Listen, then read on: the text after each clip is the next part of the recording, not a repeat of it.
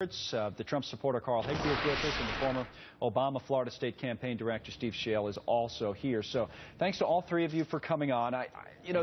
There's a bunch of things. Hopefully we can dig into all of them in this. One of them, Carl, I guess would be a shift in strategy for President Obama. Maybe that's leading to this. But what do you make of the headline first before we talk about the strategy? Deportations, 10-year low. Well, one of the main talking points of the left has been that Obama's actually deported more people than any other president, but that's obviously not becoming the case. And the issue here is Obama is blatantly disregarding, he's embraced sanctuary cities, he's disregarding the law, and he's the president, he's faithfully execute and uphold the law as stated. So I don't know where he gets off not following it. Well, I was going to get to a shift in policy. Steve, I'll go to you on that.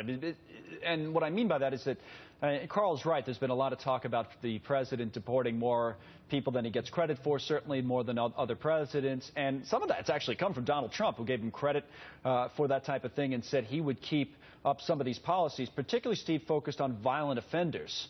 So he focuses on those issues, but still a 10-year low sounds strange with all of that. How do you square it?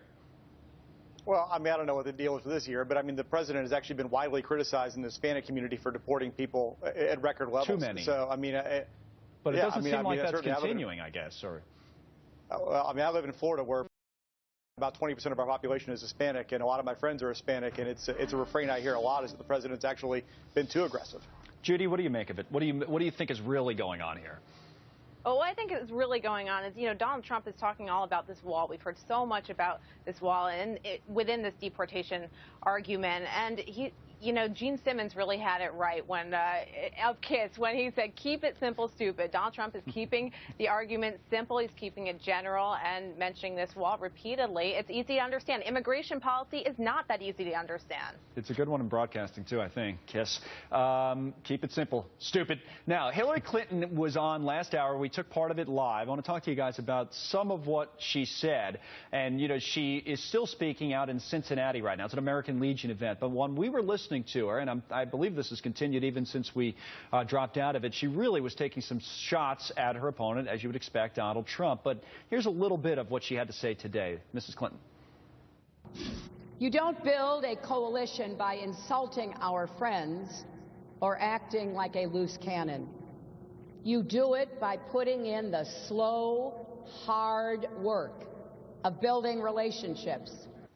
All right, Carl, so she's talking about relationship building. She even took shots at Trump, saying how we're all lucky to be Americans, and somehow, apparently in her view, he doesn't feel the same way. What do you make of all this, Carl? Well, this is one of the first times I actually agree with Hillary Clinton. It does take hard-working relationships, and that's what Donald Trump is doing in Mexico right now. He's building those hard-earned relationships. What's Hillary Clinton doing? She's fundraising in the Hamptons, taking a nap. So, yeah, I mean, she was right in that sense. I mean, America is great, and America needs to maintain greatness, and that's why Donald Trump is getting the support he is because he's building the relationship with the people. Not bad, Carl. That's pretty good. Ready with that answer.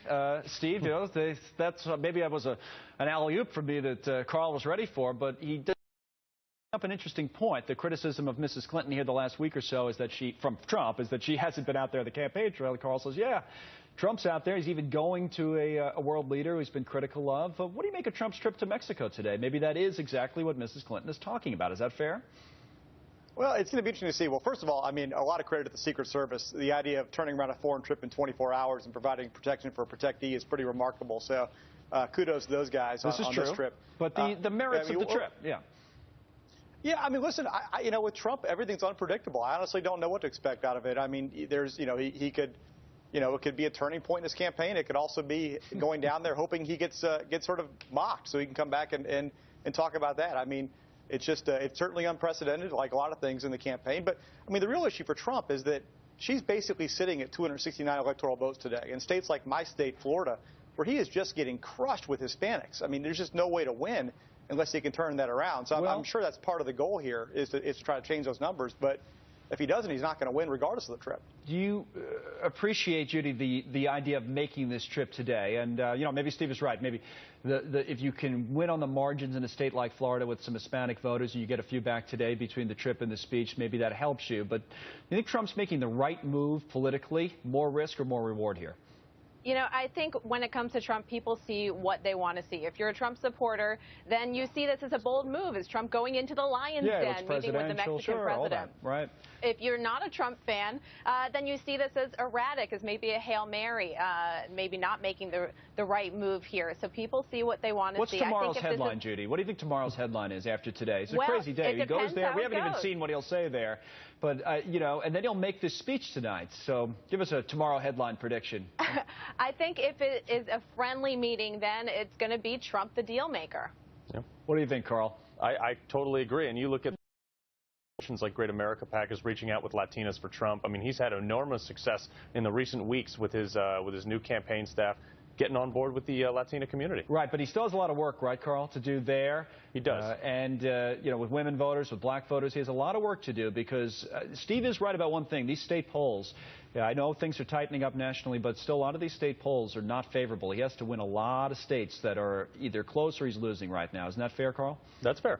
And which one? Pick me one that he can win. Is it Ohio? I mean, he has to win almost all of those. Yeah. Is it a run-the-table strategy in your view? The way you I think look at Ohio, and I know he's far down in Pennsylvania, but I see with the coal thing, once Trump gets on the mic about the coal issue, I think Pennsylvania's going to slide all the way over to Trump. Okay, well, that would be, if he wins, he does, if you look at the maps, Pennsylvania is almost, I don't know if it's a must-win, but it almost is for Trump. Let me go to the foundation question, Steve, with you on the Clinton Foundation. Those have continued to pile up this week as well. It has been, as has been mentioned, now 270 days.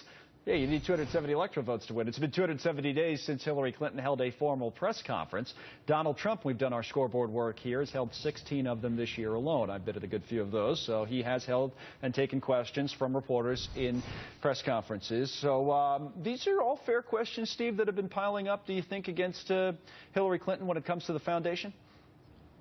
Well, listen, I love it when Donald Trump holds press conferences. Every time he does one, we have a pretty good day on my side. So I hope he keeps doing them. Yeah, but Hillary, it would something that not only members of the media but members of the public deserve. Isn't that fair to sit in front of members of press organizations that might not be granted access in a one-on-one interview and answer every question? She should do it, right? Listen, I think it's. I think it's sort of funny. I mean, a lot of the people on this network sort of complain about how the mainstream media grandstands, and that's largely what press conferences are. A lot of these are my friends, but they stand up trying to make headlines themselves. And I mean, listen, she's got to run her own campaign. I might approach it differently.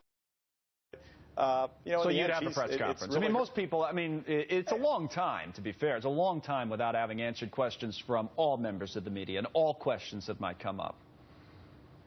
Listen, it's not like she's not available to the media, though. I mean, she's done a ton of interviews. I think this is a lot of this is our reporters themselves looking for an opportunity to make their own headlines and are less concerned about the actual dialogue. What do you think, Judy? Well, I think, people might get annoyed by reporters griping about the fact that she hasn't held a press conference in about 9 months now. And it is unprecedented for a presidential nominee to not hold one in that time span. But at the same time, she's sitting on her lead here. She has no incentive to do a press conference. The run out the clock strategy. I don't know if that works. I mean, it obviously could work. She does have a lead. As Steve's right, she's up in a number of these states. But I wonder, Carl, if it's a little early just before Labor Day to be running out the clock if you've got to stay on offense right now. The Trump people probably like the idea that she's hasn't been seen that much, right? Well, like if you subscribe to the Donald Trump emails you get every day is a countdown, 270 today, so what it is too early, and people want to know their candidate. And you have someone like Donald Trump going out there, he likes talking to the media, he's good on his feet, but Hillary Clinton, the last time she had a press conference, it was used in pretty much every major attack ad that's been put out against her. So she's afraid of the media. Well, she's afraid of answering it looks like she's going to try to avoid it, Steve, all the way up and through and after the election. But is it run out the clock? Is that the strategy now for the Clinton campaign with this lead in the polls? Well, listen, I actually think this campaign has one major moment left, and it's going to be the first debate. I think the issue Trump has, frankly, is there's a large number of people that just don't see him as being presidential yet. And I think that debate, if she has a good night there, she's probably going to win. If Trump has a good night, it could be pretty close. But, I think we have 2 or 3 of these things coming up between now and Election Day. And it's probably, I think Steve Carl is probably right about it being the first debate, because if the polls are right in suggesting that Hillary Clinton has a lead of a few points, if you go in with a lead, to Steve's point, and you don't lose that lead, or if you actually add to that lead, you're in a really good spot. So the pressure's on Trump, right? September 26th at Hofstra? Absolutely, but you know what? His strength is the debates. Look, people may not like what he says, but they listen to what he says, and that's one of the big things. He defeated 17 seasoned political operatives in the debates largely, and I think it was that's his strong point. So people say he's winging it. I don't think he's winning it. I think he's definitely preparing, and he knows what he's getting into. All right, Steve and Carl, thank you, Judy as well, and I want to go.